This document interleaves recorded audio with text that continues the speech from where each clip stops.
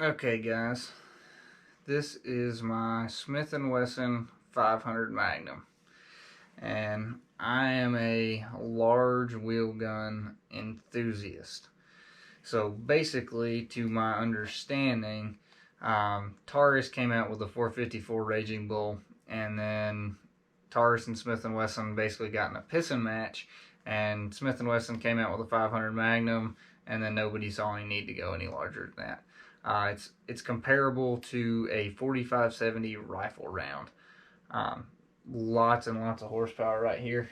I've got these Hornady bullets that I've shot. Let you guys see them in comparison to my finger. Hang on, I'll grab a 9mm bullet.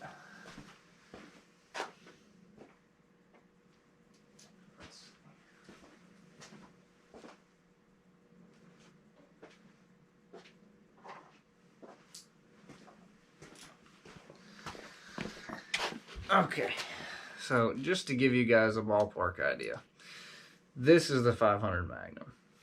This is the 454 Casal. So, pretty substantial difference. This is a 45 ACP, if you guys can see that. And then this is your 9mm. Okay, so pretty substantial difference on the two. Now, obviously, we don't consider the 9mm to be a super high horsepower round. But one thing that was interesting to me is on the 454, there is actually two locking mechanisms. So there's one here and there's one here as well. So you'd have to push this one forward and slide this one up in order to get the cylinder to come out, which was it was unique to say the least. It was slightly difficult at times, requires two hands, and kind of a pain in the butt. But once you get used to it, it's not that difficult. The Smith & Wesson 500 is just significantly easier to operate. Super smooth, super light trigger. I mean, very crisp, and really nice sights to go along with it. But you hear people talk about how the Smith & Wesson 500 Magnum, oh, it's a huge gun, it's too big, it's extremely difficult to shoot. This one is not. That is not the case at all on this. And being a large caliber connoisseur, I guess you could say, particularly in wheel guns, this was kind of like the tier one. It's the top notch of, my liking. But I expected this great big, really hurt your hand. That's just not what I got. And so I wasn't disappointed by any stretch of the imagination. But as far as anyone, who likes large wheel guns are like, well, maybe the 500 is too big or whatever. Now, the bullets, they're expensive. But as far as from a shooting it perspective, this is not a gun that I would stick in a first-time shooter's hand. And it's not a gun that I would say, here, honey, you should go shoot this. But for anyone who wants to try it, don't be afraid of it. It's not that bad.